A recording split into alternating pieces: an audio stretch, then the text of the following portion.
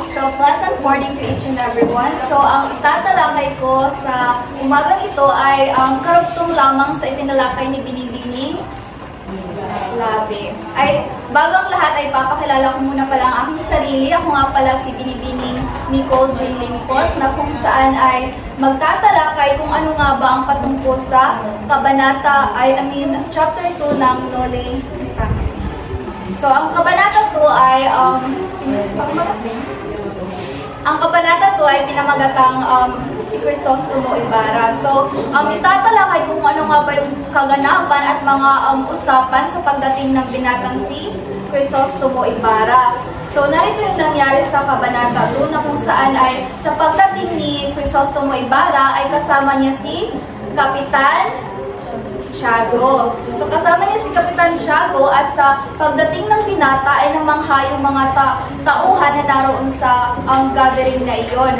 At isa sa namangha ay si Padre Damaso. Siya yung namangha sa pagdating ng binatang si Crisostomo Ibarra at pinakilala siya ni Kapitan Tiago sa mga panauhan na naroon at ayon sa kanya, si Crisostomo Ibarra ay anak ni Don Rafael Ibarra. At ayon rin sa kanya, si Crisostomo Ibarra ay nag-aral mula sa Europa ng ilang taon.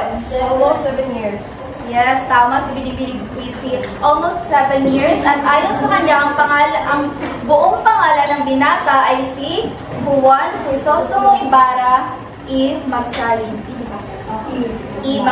So, yun yung buong pangalan ng binatang si Crisostomo Ibarra. At sa pagpakilala ni Kapitan Tiago ay humalik sa kamay ng mga panauhin ang binatang si Crisostomo Ibarra sapagkat ang kaugaliang iyon ay namana niya sa Europa. At isa sa pare ay may isang paring tumanggi sa paghalik ng kamay. Ito ay si Padre Damaso sapagkat ayon kay akala ni Crisostomo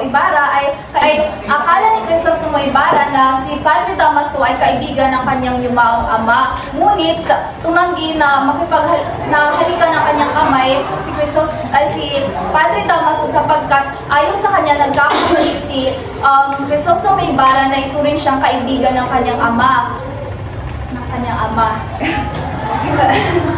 Pagkatapos ay sa ganong eksena ay lumapit doon si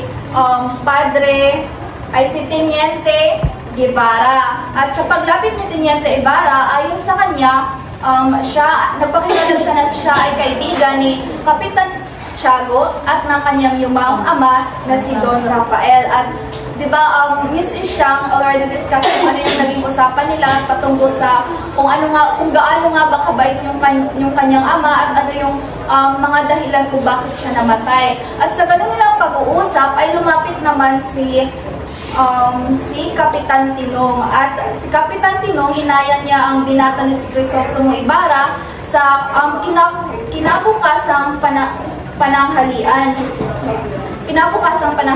Ngunit tumanggi ang binata sapagkat ayon sa binata ay babalik pa siya sa San Diego. May pupuntahan siya at yun ay sa San Diego. Bakit kaya siya pupunta sa San Diego? Para puntahan si Binibining para puntahan si Maria Clara. So, yun yung kaganapan sa kabanata 2 or chapter 2 na kung saan ay usapan lamang ng pagdating ng binatang si Crisostomo Ibarra. So, meron ba kayong mga katanungan? Naintindihan ba kung ano nga ba yung pagtungkol sa chapter 2? So, doon lang nagtatapos ang aking pag-uulat.